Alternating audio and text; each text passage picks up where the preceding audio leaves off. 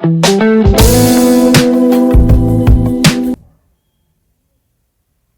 Friends, welcome to HU event academy. Let's begin.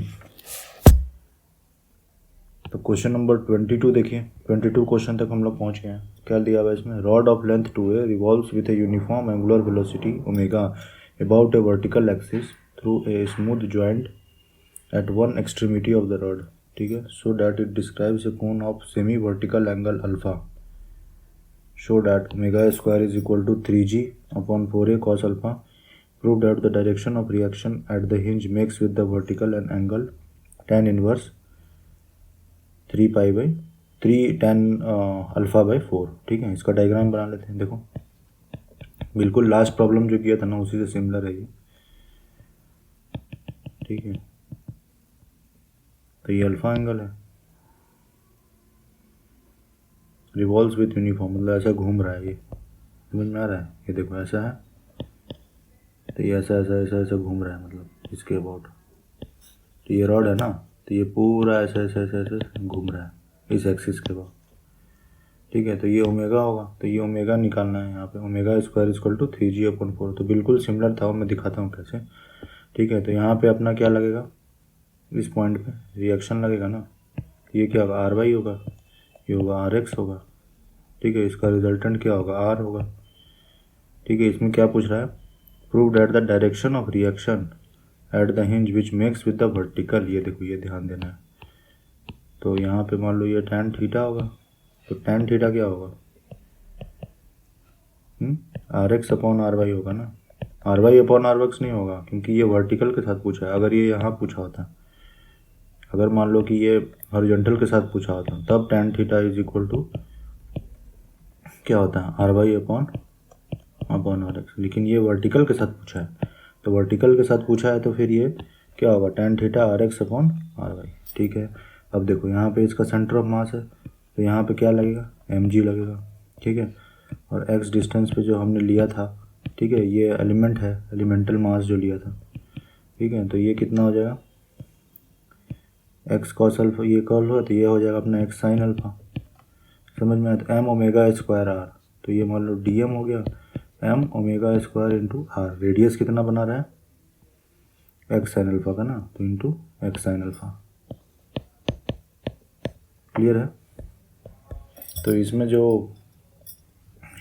Equating horizontal and vertical component, equating horizontal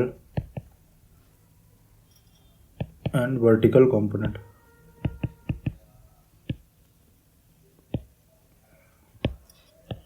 we have. ठीक है। तो are X is equal to क्या हो जाएगा? Integration D M omega square into X sine alpha. Clear है? M omega square R, तो ये are है मेरा। ठीक है। ये इस रेडियस में घूमेगा ना, ये जो रेडियस बना रहा है, ये इसी रेडियस में घूमेगा। समझ में आ रहा है? एक्स साइन अल्फा के रेडियस में घूमेगा। तो एम ओमेगा स्क्वायर आर हो गया डी एम। तो डी एम की वैल्यू क्या होगी? मान लो रो डेंसिटी है, तो रो एम अपॉन 2a हो गया ना, तो रो इंटू डी एक्स। ये हो गया, क्या हो गया? D M. तो रो डी एक्स लिखो यहाँ पे, रो डी एक्स, ये 0 से 2a हो जाएगा ना, 2a लेंथ है, into omega square into X sine alpha. R X is equal to, तो क्या होगा? इंटीग्रेशन 0 से 2a, तो rho omega square sine alpha into X D X. ठीक है। 0 से 2a, एक्स स्क्वायर बाई 2, तो rho omega square sine alpha into 2a square by 2। ठीक है। तो rho omega square sine alpha into 4a square upon 2, तो ये 2 से 2 कैंसिल हो जाएगा, तो 2 rho omega square sine alpha a square. यही होगा ना आर एक्स की वैल्यू। आर वाई की वैल्यू क्या हो जाएगी? R Y is equal to सीधा सीधा एम जी। तो tan थीटा क्या हो जाएगा? tan थीटा क्या निकाला है हमने? R x upon are y. तो are x upon are y, तो is equal to 2 omega square sine alpha और इसका 2a स्क्वायर, एक मिनट, into sine alpha into a square है ना, हाँ a square upon m g. ठीक है। ओमेगा स्क्वायर की वैल्यू हमने क्या निकाली थी लास्ट क्वेश्चन से? देखो सिमिलर है ना, ओमेगा स्क्वायर की, ये देखो यहाँ से आएगा, तो यहाँ से क्या आ जाएगा? Omega square is equal to 3g upon 4a cos alpha.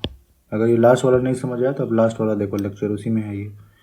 तो ओमेगा स्क्वायर क्या होगा, 3g/4a cos अल्फा। देखो यही पूछा है ना, 3g/4a cos अल्फा। तो ओमेगा स्क्वायर की वैल्यू रखो यहाँ पे 2 sin alpha into a² into omega square. Omega square क्या है, 3g/4a cos अल्फा। तो 3g/4a cos अल्फा है ना, यही तो आ रहा है। tan theta is equal to, समझ में आ रहा है ना। देखो कैसा किया हमने, इसको पहले इंटीग्रेट किया तो ये 2a² इंटू, तो ये 4a² डिवाइड बाई 2, तो ये 2 हो गया। तो रो की वैल्यू क्या है यहाँ पे, 2 ओमेगा, रो भी तो है ना यहाँ पे, रो भी तो है, हाँ रो भी है, इंटू रो होगा। तो ये हो गया अपना 2 sin alpha a² into 3g into ये m/2a हो गया, स्मॉल m होगा, ठीक है, upon mg into 4a cos alpha. अब देखो क्या क्या है अपने पास, ये 2 से 2 कैंसिल, a से a कैंसिल, ये कैंसिल, m से m कैंसिल, a से a कैंसिल, ये क्या हो गया 3/4 tan अल्फा हो गया, और tan थीटा, तो थीटा इज इक्वल टू क्या हो गया, tan inverse 3/4 tan alpha. Clear है, यही है ना। ये देखो tan theta is equal to RX/RY, ये पूछा है ना यहाँ पे, vertical with an angle of tan inverse 3/4 tan alpha. Clear है, यही आंसर हो जाएगा, ठीक है। ये था अपना क्वेश्चन ये। चलो फिर नेक्स्ट देखते हैं, ठीक है। तो क्वेश्चन नंबर 23 देखिए कैसे करोगे इसको। देखो क्या दिया हुआ है, blank of mass m is initially at rest along the line of greatest slope of the smooth plane inclined at angle alpha to the horizontal, and the man of mass m starting from the upper end walks down the plank so that it does not move, so that he gets to other end in the time 2m dash a upon m plus m dash g sin alpha। ठीक है, straight forward question है। देखो कैसे करेंगे इसको, does not move, ये line याद रखना, ठीक है। डज नॉट मूव मतलब ऊपर से नीचे आ गया तो मूव नहीं कर रहा है, वो फिक्स्ड है यहाँ पे। चलो बना लेते हैं इसको। मान लो कि ये ऐसा line of greatest smooth plane है ना, ग्रेटेस्ट स्लोप बोल रहा है अल्फा। तो ये मेरा ब्लैंक है,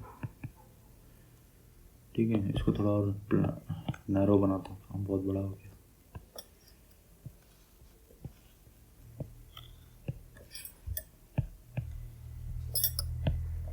ठीक है, तो ये अल्फा एंगल हो गया। तो मान लो कि ये मैन यहाँ पर है, ठीक है। तो इसमें क्या लिखा है, ब्लैंक ऑफ मास एम, तो ये कैपिटल एम हो गया।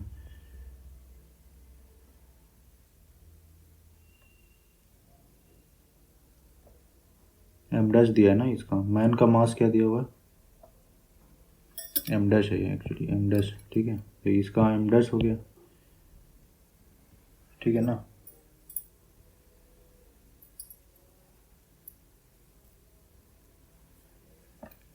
तो इसमें अब कैसे निकालना पड़ेगा, इसमें क्या बोल रहा है कि जब ब्लैंक ऑफ मास रेस्ट में है, ठीक है। तो ये जो मैन है ना यहाँ पे, ये जो मैन है वो क्या करता है, नीचे मूव करता है। तो पूछ रहा है कि जब ये मैन यहाँ पहुँच गया तो कितना टाइम लगेगा, मतलब टी इज इक्वल टू पूछ रहा है, ये टाइम ही पूछ रहा है ना, कितने समय में वो यहाँ से यहाँ तक आ जाएगा, मतलब ऊपर वाले एंड से नीचे तक आ जाएगा। How much time it will take for the man to descend from the top to bottom, okay, ठीक है। तो कितना टाइम लगेगा वही पूछ रहा है ना यहाँ पे। तो मान लेते हैं कि वो x डिस्टेंस नीचे गया, ठीक है। तो उसका पोजीशन ऑफ सी जी क्या होगा, सपोज ऐसा लिखो, suppose man come down A distance x from the initial position,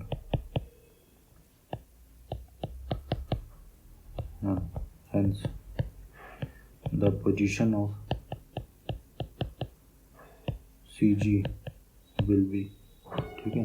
x बार क्या हो जाएगा, क्या होता है, जो सेंटर ऑफ मास का क्या पोजीशन होता है, m1 x1 plus m2 x2 plus plus plus mn xn upon m1 plus m2 plus m3 mn तक आता है ना। तो वही है, यहाँ पे दो मैथ है, m1 m और m डैश है। तो क्या लेंगे यहाँ पे, तो m इसका सेंटर ऑफ मास कहाँ होगा, यहाँ पे होगा ना। ये टोटल डिस्टेंस a है, तो ये डिस्टेंस कितना हो जाएगा, ये वाला a/2 m इंटू a/2, ठीक है, प्लस m डैश इंटू 0, नहीं सॉरी, ये यहाँ पहुँच गया ना, सॉरी ये यहाँ पहुँच गया ना, ये यहाँ पहुँच चुका है ना।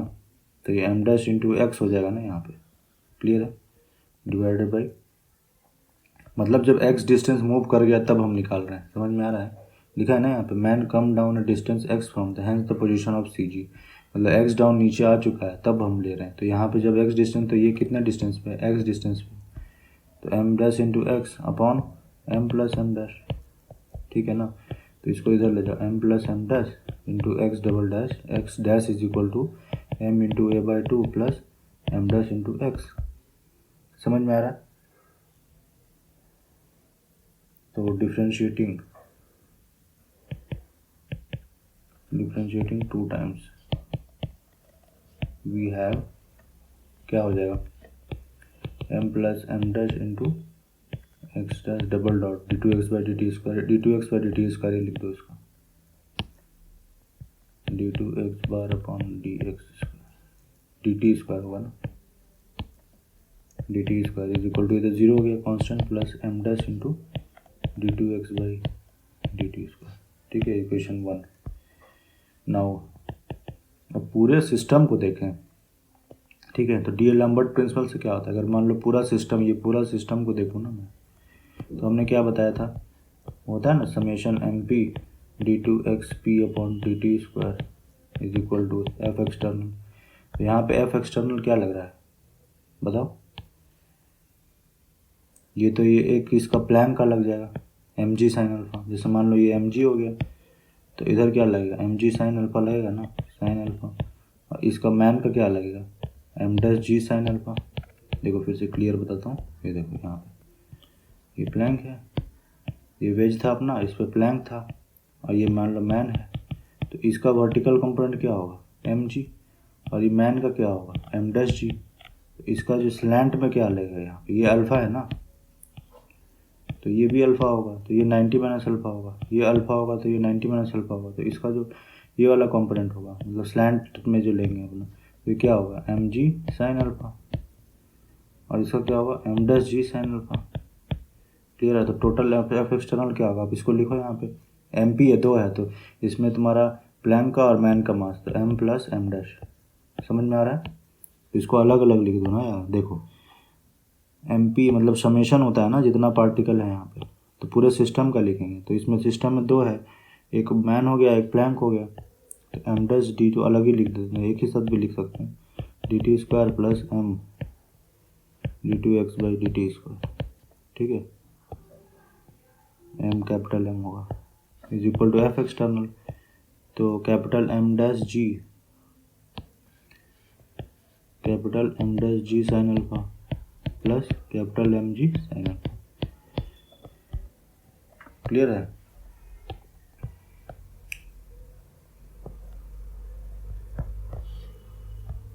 क्लियर है ना, तो इसको कैसे लिख सकते हैं, और m plus m dash d2x by dt square is equal to m plus m dash ji sine alpha, clear है।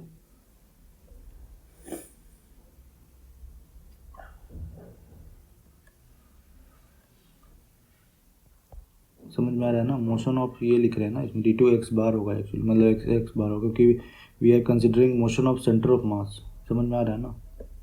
तो यहाँ पे लिख दो equation of motion of C G is given by,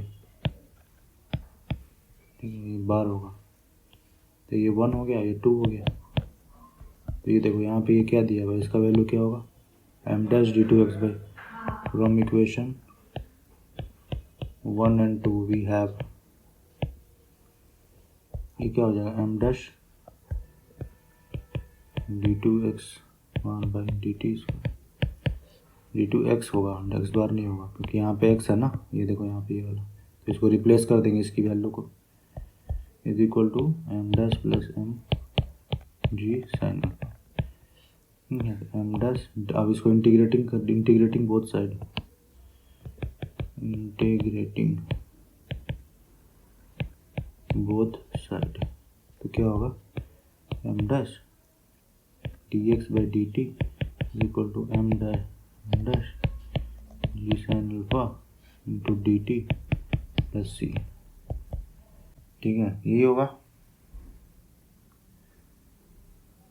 तो ये क्या हो जाएगा M dash into D x by d t is equal to M plus M dash ji sine alpha into T plus C. Now at T is equal to 0 dx by dt is equal to 0, therefore c is equal to 0.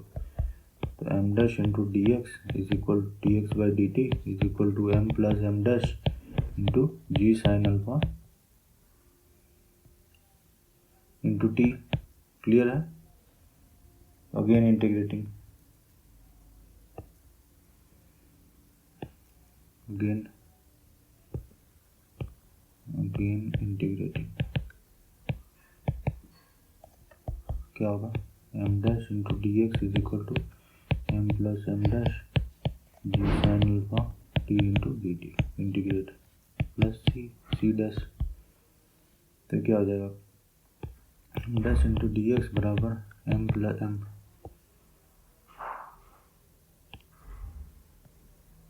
Integrate होगा ना यहाँ पे, तो ये हो जाएगा M X, M dash into X हो जाएगा ये M dash into x plus m plus M dash into ji sine alpha into T square by 2 plus C dash at T is equal to 0 x बराबर 0। Clear है? तो ये 0 is equal to 0 plus C dash, therefore c dash is equal to 0, therefore m dash into x बराबर half of m plus M dash into g, m plus M dash into ji sine alpha into T square. Clear है? तो पूछा क्या है यहाँ पे question में, so that it gets to other end in time to m dash upon a. तो x is equal to a पहुँचने में, तो यहाँ पे x is equal to a लिखेंगे ना। देखो ये वेज था, ये टोटल डिस्टेंस ए है अपना। क्लियर है? तो जब हिसाब से रुको, ये प्लैंक है ना, इसकी टोटल डिस्टेंस क्या है, ये लेंथ ए है। तो मैन जब यहाँ पर था, ठीक है, तो x इज इक्वल टू 0 होगा। मैन जब यहाँ पहुँच गया तो x is equal to A होगा, तो x is equal to A रखना पड़ेगा। Putting x is equal to A, we have क्या होगा M dash into A is equal to half M plus M dash into ji sine alpha into T square. ठीक है? तो यहाँ से क्या होगा टी स्क्वायर की वैल्यू, तो T square is equal to 2 M dash into A upon m plus M dash into ji sine alpha. Clear है? तो टी की वैल्यू क्या हो जाएगा root under 2 M dash into ए upon m plus M dash into जी sine alpha. Clear है? ये answer हो गया। यही पूछा था ना, ये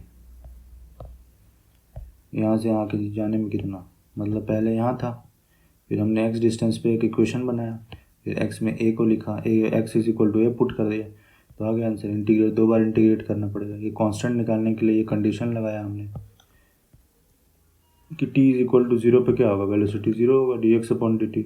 उसके बाद अगेन इंटीग्रेट किया, t इज इक्वल टू 0 तो x इज इक्वल टू 0, मतलब t इज इक्वल टू 0 पे कहाँ पे होगा, जो मैन होगा यहाँ पे होगा ना, x इज इक्वल टू 0 पे होगा, तो यही रख दिया यहाँ पे। तो इससे सी डैश की वैल्यू आ गई, तो रख के फिर लास्ट में हमने x is equal to A put किया तो टाइम निकल गया। ठीक है, चलो थैंक यू।